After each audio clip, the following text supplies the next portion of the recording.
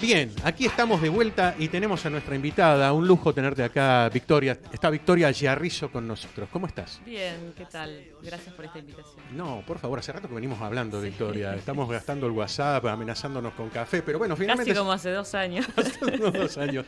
Son los tiempos de Argentina, ¿viste? Sí. En realidad las crisis son rápidas. El problema es la recuperación, ¿no? Justamente sí. Vamos a hablar de eso. Digamos que Victoria Giarrizo es economista, docente, investigadora de la UBA, directora de Movida Argentina, la ONG, que luego vamos a hablar también, y sobre todo ahora se ha convertido casi en un bestseller. Ahí le está peleando un poquito a Cristina, ¿no? Cristina te está peleando a vos con el libro. Tu libro, digámoslo, que es un libro serio y que lleva ya unos meses en la calle. Se llama Atrápame si puedes, el secreto de la inflación argentina. Es un título atrapante, te digo. El título atrapa. Lástima que la inflación no la podemos atrapar. Justamente, ¿no? Ya en la tapa, digamos, es como que te deja con las ganas, ¿no? Sí, bueno, a ver, ¿cómo hacemos? ¿Cómo hacemos para atraparla? Bueno, la primera pregunta te la habrán hecho todos, ¿no? Todos. De Movida. ¿Cuál es el secreto de la inflación argentina? Todos me preguntan eso. Y yo le contesto, bueno, lee el libro. Esa es buena. Sí, pero decinos. Decinos. ¿El secreto de la inflación? Bueno, a ver, me parece que el secreto de la inflación es no hacer todo lo que estamos haciendo, pero principalmente necesitamos primero resolver algunos de los problemas que tiene hoy la Argentina, que es la falta de dólares. O sea, Argentina, uno de los factores que te genera inflación siempre está asociado al dólar. Cada vez que sube el dólar, te suben los precios. Entonces, y eso tiene algunos sentidos. En Argentina es un país muy dependiente de la importación, no solo para consumo final, sino también para producir. Argentina, buena parte de los bienes que produce necesita comprar insumos importados, necesita maquinaria importada. Entonces, cada vez que sube el dólar, los costos de producción suben.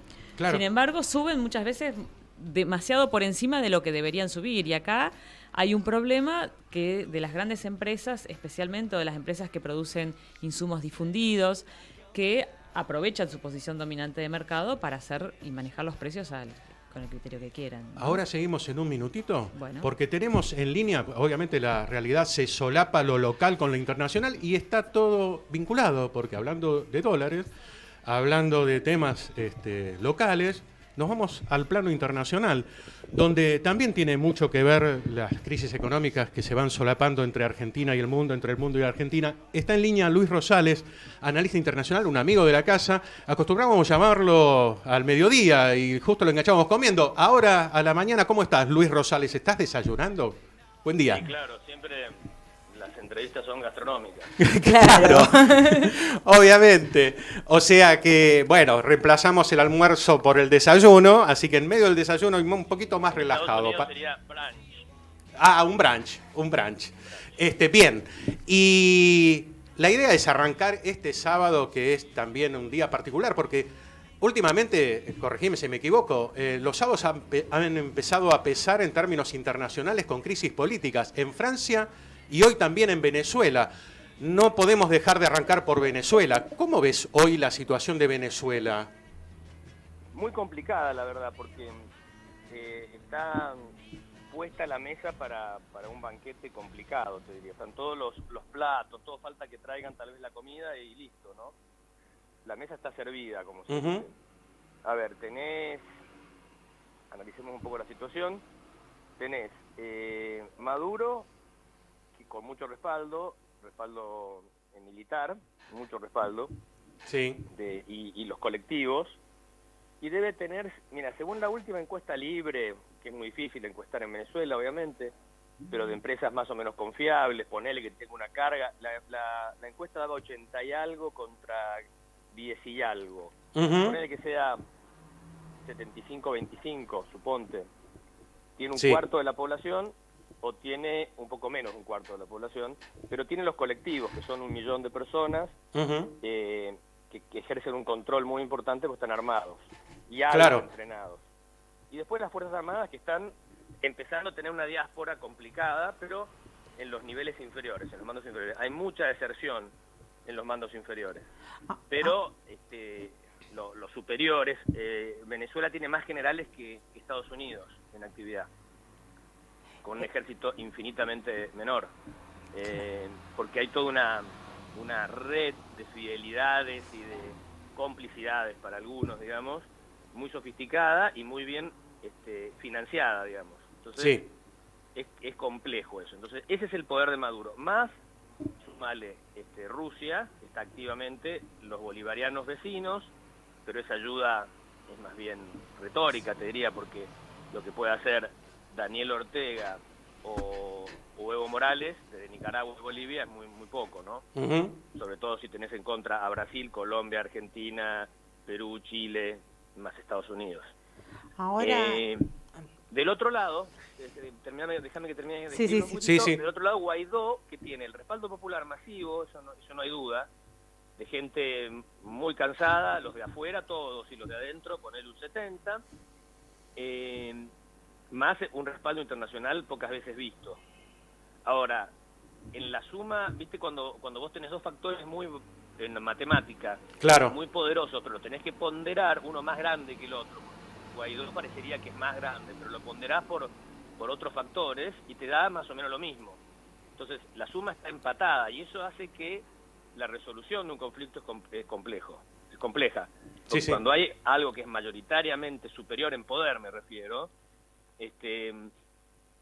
claramente el otro tiene que hocicar, que agacharse. Acá están como que los dos pueden, por diferentes razones, los dos pueden seguir donde están. Entonces, claro, es complejo. Luis, la pregunta es, después de lo que pasó esta semana, el 30, ¿vos pensás que los militares van a seguir todos firmes a Maduro? O sea, los mandos altos, ¿no? Sí. Mira, ahí hay dos posibles lecturas, viste, de lo que pasó en ese día. El gobierno de Estados Unidos, y en general desde el gobierno, no salen fake news, porque se corre el riesgo su propio pellejo de cada uno. En Estados Unidos después hay archivo, después se revisa y si sos funcionario y mentiste, puedes tener un problema grave. Claro. Tal vez no ahora, pero después. Entonces se cuidan en general de... Nosotros mentimos más acá en el sur, allá es más complicado mentir, no es que no mientan, pero entonces Bolton, el vicepresidente, el secretario de Estado comentaron que hubo negociaciones y que de repente se frustraron. Entonces se frustraron parece porque la inteligencia cubana, que controla mucho el gobierno de Maduro, o por lo menos lo ayuda, descubrió las conversaciones entre Vladimir Padrino López y Bolton, el secretario, el encargado de seguridad, el asesor de seguridad de Estados Unidos, de Trump. Ahí estaban conversando y negociando. Al descubrirse esto, Estados Unidos, pues todos espían a todos, se enteran que en Venezuela iban a meter presos a todos, a Guaidó, iban a una zona, entonces tienen que adelantar lo que estaba previsto para 2 días. Claro, después, un día, sí. Un día o algo así, y entonces se complica la historia allí. Ahora, de repente cortan el teléfono los generales chavistas que hablaban con los norteamericanos. Y ahí hay dos posibilidades. O que se asustaron y se echaron marcha atrás porque se descubrió, o era toda una gran patraña de una jugada muy inteligente de Maduro, como lo quieras ver, que les hizo creer a los norteamericanos que estaban, entonces provocó la salida a la superficie de todo esto y después le quita a los generales y queda Guaidó y Leopoldo López colgados del pincel, de la escalera.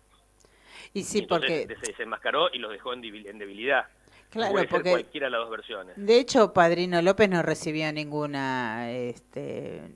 castigo de haber sido real eso. Ahora.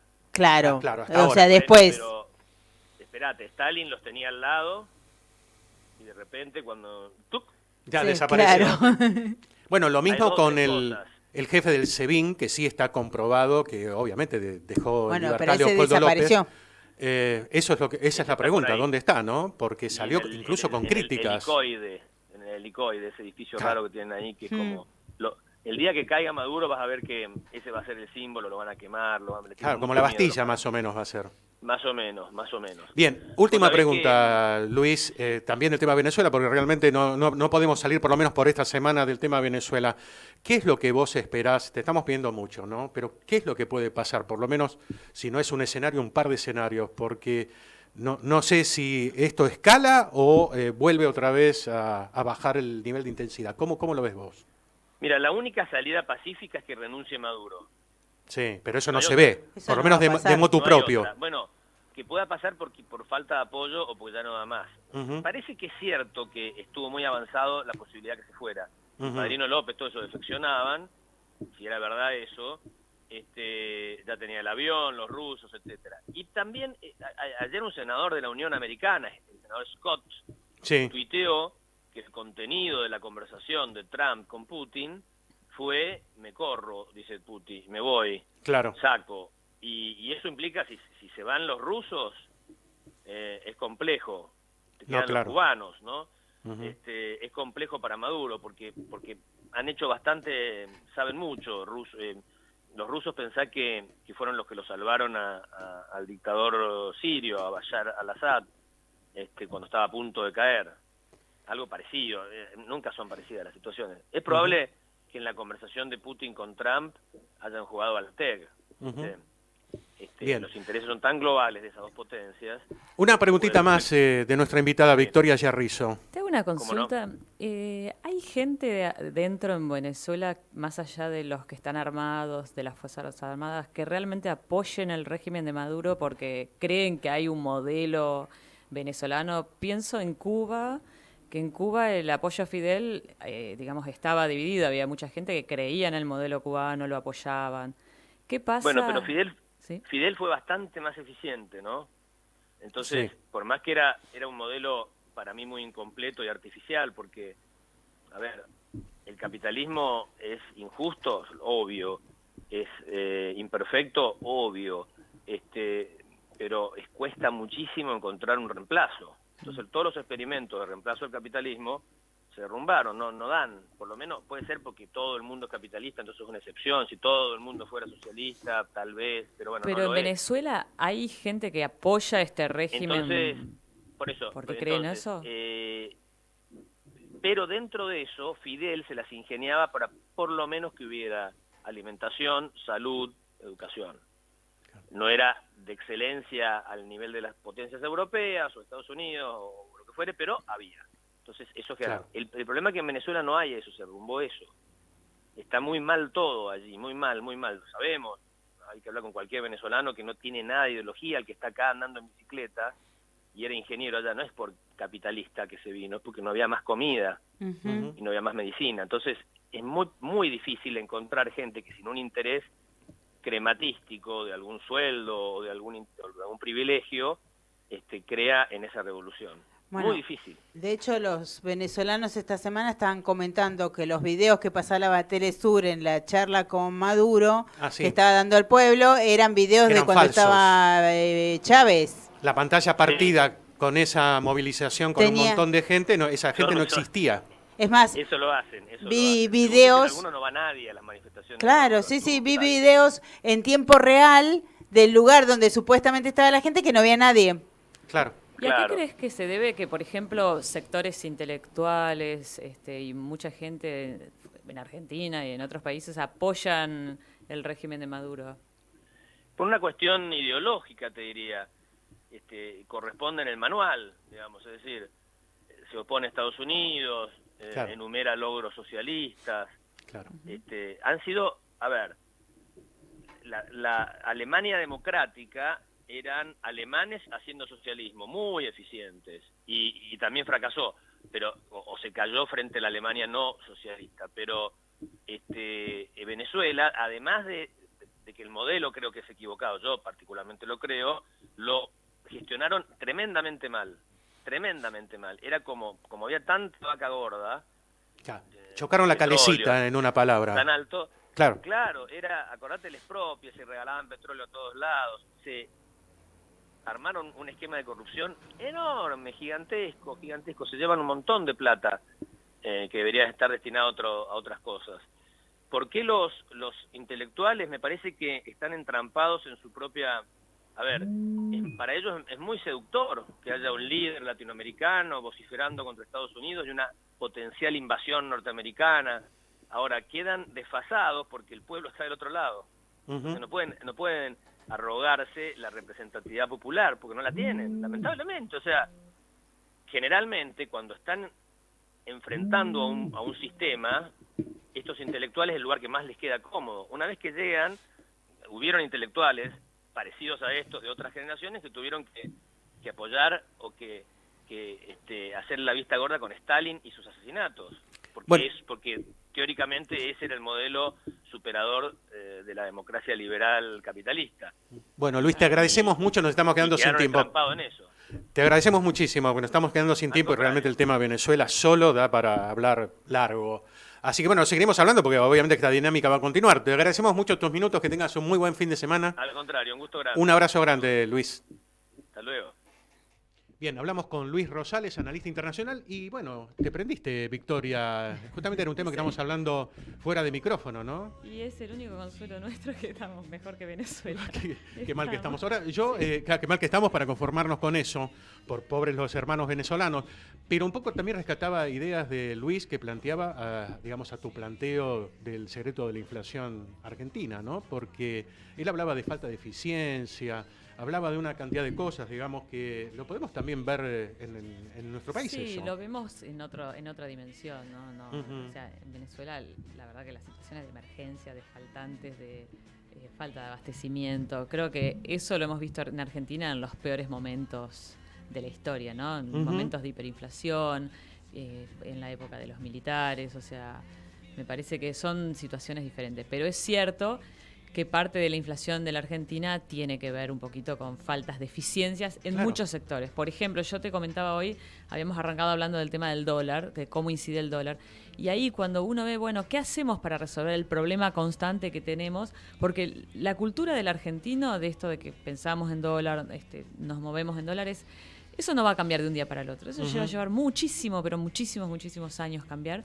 Y además no es tampoco lo que te genera el aumento del dólar o la demanda de dólar. Es cierto que cuando hay movimientos cambiarios o hay incertidumbre, vamos todos los minoristas juntos a la vez a comprar los dólares. Claro. Pero reaccionamos a una situación que vemos que, bueno, vamos a comprar aunque sea dolarizarnos, entonces, pero no somos nosotros, digamos. No provocamos la crisis. No, para nada. Nosotros vamos atrás siempre. Claro, en todo caso para resguardar algunos ahorros, pero no vamos siempre atrás. Los que provocan las crisis son los grandes compradores, y esos son los bancos, los inversores institucionales, los fondos de inversión, todo el sector especulador. Entonces, cuando uno dice, bueno, ¿cómo tenemos que hacer para, por lo menos, vamos a hablar de ese frente por una cuestión que hay poquito tiempo, pero vamos a hablar de ese frente? ¿Cómo atacamos ese frente? Entonces, punto uno, tenés que regular, el Estado tiene que utilizar todas sus normativas porque no tiene que inventar nada nuevo, ni crear una oficina nueva, ni tomar gente nueva. Tiene que emplear los recursos que ya tiene y que los tiene ahí muertos porque prácticamente los usa poco y nada,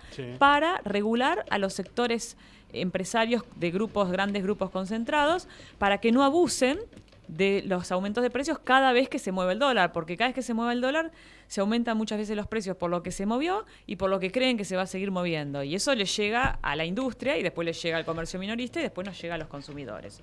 Ese es un frente, pero ese frente a la vez tiene que ser acompañado de otro, que tiene que ser, porque también vos te la regulás, pero también en algún punto el empresario dice, bueno, pero yo me cubro porque si no va a seguir aumentando y voy a perder. Capitalizo, no voy a poder reponer la mercadería. Ponele que en las grandes empresas también estén ajustados con la rentabilidad, cosa que no siempre ocurre, pero ponele. Entonces Argentina necesita generar dólares, o sea, los dólares que tenemos hoy en el Banco Central, porque a veces decimos, bueno, el kirchnerismo nos dejó sin dólares, y esa es una realidad, nos dejó con las reservas del Banco Central vacías. Ahora, el macrismo, Cambiemos, no es que recuperó las reservas del Banco Central, no. Consiguió un mega crédito del Fondo Monetario, salió a endeudarse en dólares en los mercados y reforzó las reservas del Banco Central con esos dólares. Esa no es una forma genuina de generar dólares, porque el mercado sabe que todos esos dólares los vas a tener que devolver. Los debemos. Este año hay que pagar 45, 46 mil millones de dólares para devolver intereses y préstamos que nos hicieron. Entonces, cuando el mercado va anticipando, porque los números están de cuánto tenemos que devolver y cuál es nuestra capacidad real de generar dólares, te das cuenta que no tenemos capacidad de generar dólares. ¿Por qué? Porque no exportamos. Exportamos muy poquito. Argentina exporta muy poco para lo que debería exportar en función de la economía que tiene. Es una economía que tenemos un sector, necesitamos un sector, o sea, es una economía, pensémoslo así, con un Estado muy presente, un Estado que gasta mucho en asistencialismo, y eso lo necesitas, digamos, financiar. Pero a la vez es un Estado muy presente y que gasta en asistencialismo porque tiene un sector privado de alguna manera chico. Claro. Si vos ampliás ese sector privado, vos necesitas ampliar el sector privado, necesitas más empresas que creen más empleo, pero con este mercado interno que tenemos, no, ese sector no se va a expandir. No rinde. Lo que los economistas decimos las economías de escala. El mercado argentino es muy chiquito. Es muy chico. Entonces estás obligado a exportar para ampliar tu mercado y generar más empresas. Pero a su vez para exportar necesitas eficiencia, porque tenemos costos muy altos. Entonces ahí vamos. Y necesitas exportar además porque necesitas generar dólares. Yo necesito que el Banco Central tenga dólares genuinos. Que los inversores, cuando vienen a querer llevarse nuestros dólares, sepan de que se los van a llevar, pero que los tenemos, no porque tenemos que después salir a pedirlos de emergencia, sino porque todos los meses nos entra por el mercado comercial. Exacto. Y eso es lo que Argentina no tiene. Ahora tenemos como una pequeña paz porque se desplomó tanto el consumo interno que cayeron 20, 25, 26% de las importaciones, y entonces tenés lo que llama el superávit comercial, que quiere decir que vos, digamos, te entran más dólares de los que sale por la vía comercial, pero no porque te aumentaron las exportaciones. Fíjate vos que cayeron las importaciones. Claro, las exportaciones el año pasado vos tuviste una devaluación de casi el 100%, o sea, un aumento del dólar de casi el 100%. Y aún así las exportaciones no reaccionaron. Tuvieron una pequeña reacción sobre fin de año, pero después ya eso quedó anulado. Ahora, hay algo de eso que vos tocás en tu libro. ¿Cómo podés exportar si tenés poca producción? También el aparato productivo. ¿Sabés que no es un problema de que no tengas que exportar? O sea, muchas veces decimos Argentina no exporta porque no tiene que exportar. Eso no es real. La mitad de las industrias argentinas hoy tiene capacidad exportadora, pero no está exportando. No exporta a la Argentina porque no tiene competitividad, porque todos sus costos de producción son muy altos, porque la mayoría de las empresas que tienen capacidad de exportar no están al lado del puerto de Buenos Aires, están en el interior del país. Y Argentina tiene una geografía muy digamos, extensa, ¿no? Estamos en el sur del mundo. Sí. En el sur del mundo, porque geográficamente estamos en el peor lugar, si se quisiera, para salir a exportar el mundo. En una punta. Y además, con una geografía muy extensa. Entonces, eso nos obliga a que si uno dice, bueno, si yo quiero tener un plan agresivo de exportación, no basta con dar créditos o con poner una ventanilla, agilizar trámites, no. Lo primero que tengo que tener es un plan agresivo de logística, de ver cómo mejoro el transporte para reducir uno de los principales costos que tiene hoy para salir a exportar la empresa, que es el transporte. Claro. El transporte en la Argentina es todo en camión. Que es ineficiente. Es lo más ineficiente que tenés, porque un camión que te lleva... Mal que le pese a Hugo Moyano, a Pablo Moyano, pero es así. Es así. O sea, vos necesitas... Y tenés todo, por ejemplo, para desarrollar las vías fluviales. Claro. Porque tenés todo para desarrollar las vías fluviales y nunca en Argentina se han desarrollado. El sector fluvial es un sector totalmente desaprovechado, tanto en lo que es logística como en lo que es toda la acuicultura. Completamente subaprovechado. Tenés el ferrocarril, que en algún momento lo tuvimos, con muy pocas, o sea, con un mínimo de lo que vos usás hoy para financiar las corridas cambiarias, vos te harías un mega plan de infraestructura para conectar Cuyo con Buenos Aires o el sur con Buenos Aires, San Pablo, y poder salir y tener más facilidades de ir al mundo. Te faltan acuerdos comerciales para mejorar, poder usarlos, por ejemplo, en los puertos del Pacífico. O sea, hay toda una política alrededor que no es solo bajar impuestos. Después sí, tenemos una presión fiscal altísima porque, o sea, que hay que bajar, pero suponete que el gobierno decidiera y diga, no puedo, porque yo digo, para mí hay que bajar la presión fiscal y estoy convencida de que hoy, bajando la presión fiscal, no te va a bajar la recaudación porque obligadamente las empresas están negreando, los autónomos están negreando, o sea, hay un salto a la informalidad obligado, entonces, y obligado por la fuerte presión fiscal. Pero suponete que el gobierno dice, bueno, no quiero arriesgarme a eso. Ok, entonces poner en marcha otros planes, infraestructura, movilizarías un montón de empleo, mientras tanto, y podrías salir de la crisis, y capaz que, o sea, con 1.500, 2.000 millones de dólares del Banco Central de reservas lo podrías hacer. Parece una locura hoy, digo de reservas, en realidad de préstamos, de estos préstamos es lo que iba a decir, porque generalmente todo lo que es para infraestructura, hay muchos organismos internacionales que te lo pueden llegar a financiar. Totalmente, parece una locura que lo que digo parece un disparate. Pero lo que falta es capacidad de gestión o capacidad de visión política, porque de a poquito vamos pasando de la economía a la política, porque la economía no manda todo, lo que manda es la política. De visión productiva de la economía es lo que falta, porque mira, en estos minutos que falta te cuento algo chiquito. Sí. Fíjate vos la política perversa que hace no sé si perversa, pero digamos, es una cosa, es una mirada tan de corto plazo lo que hace el Banco Central, porque el Banco Central te pone, o sea, tiene un problema que es que necesita frenar la demanda de dólares.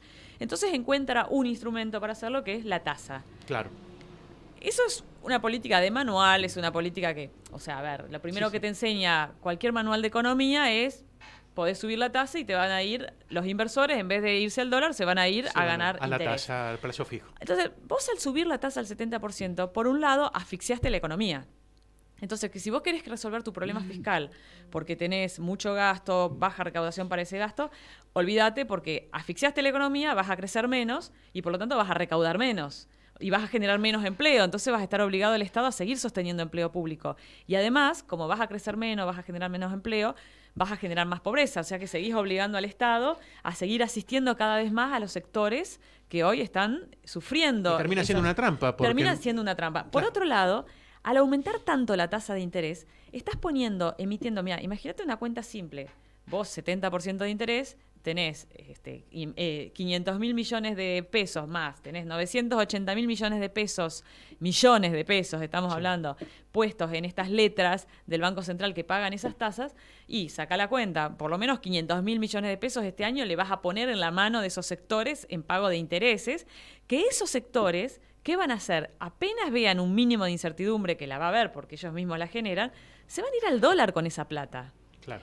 Y esa plata, ¿con qué se la vamos a dar a los dólares? Con los dólares que nos da el fondo. Y después la tenemos que devolver. Es la plata de todos. Después la terminamos pagando todos los argentinos. Por eso, digamos, es muy buen análisis. Realmente lo suscribo mayormente todo este análisis. Por eso uno entiende las crisis cíclicas de la Argentina. No salimos de ahí. Exacto. Y no salimos. Y yo escucho, por ejemplo, hoy abro Clarín y entonces o abro La Nación o abro cualquiera de los diarios y veo estos 10 puntos que suscribieron que están negociando suscribir. El gobierno con las cámaras empresariales, con los sectores empresarios, ¿no?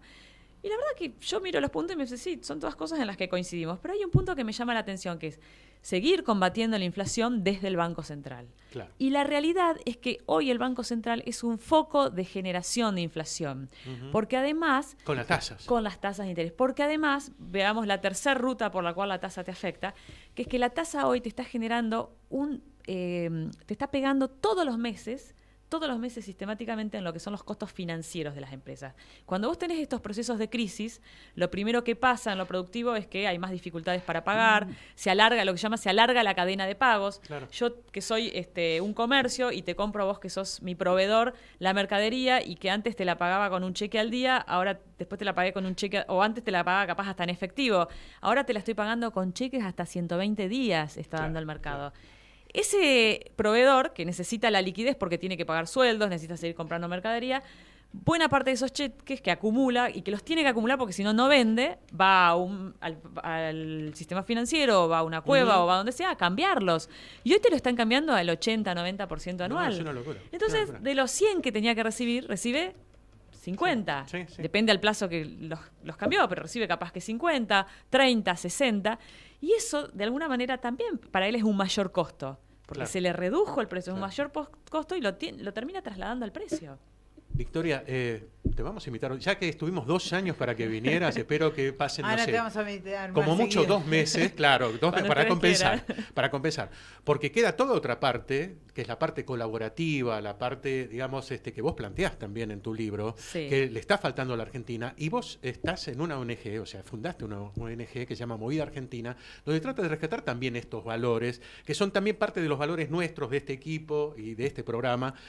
Y nos interesa también hacer hincapié en eso, ¿no? Exacto. Entonces, para la próxima vez, por ahí nos vamos a centrar, no tanto en temas económicos, digamos, de variables, claro, sino en la parte de conducta, de por qué los argentinos somos tan jodidos que no miramos al otro, porque no pensamos en el país. Atrás de todo esto que conté, todo esto que conté no son variables abstractas. Todo es generado por personas, políticos que priorizan sus intereses, empresarios que priorizan sus intereses, consumidores que también priorizamos cuando podemos nuestros intereses. De eso vamos a hablar la próxima, si te parece. Cuando quieran. Bueno, muchísimas gracias, Victoria, por habernos acompañado. Nos estamos yendo ya pasaditos un minuto, así que agradecemos nuevamente a Sergio Ceneri en la operación técnica, a José Venturini en la producción periodística, Jimena Mirantes aquí en la conducción conmigo.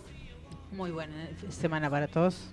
Y Mónica, nos vemos el sábado. Hasta el sábado que viene. Gracias por todo. Gracias a todos, nos vemos.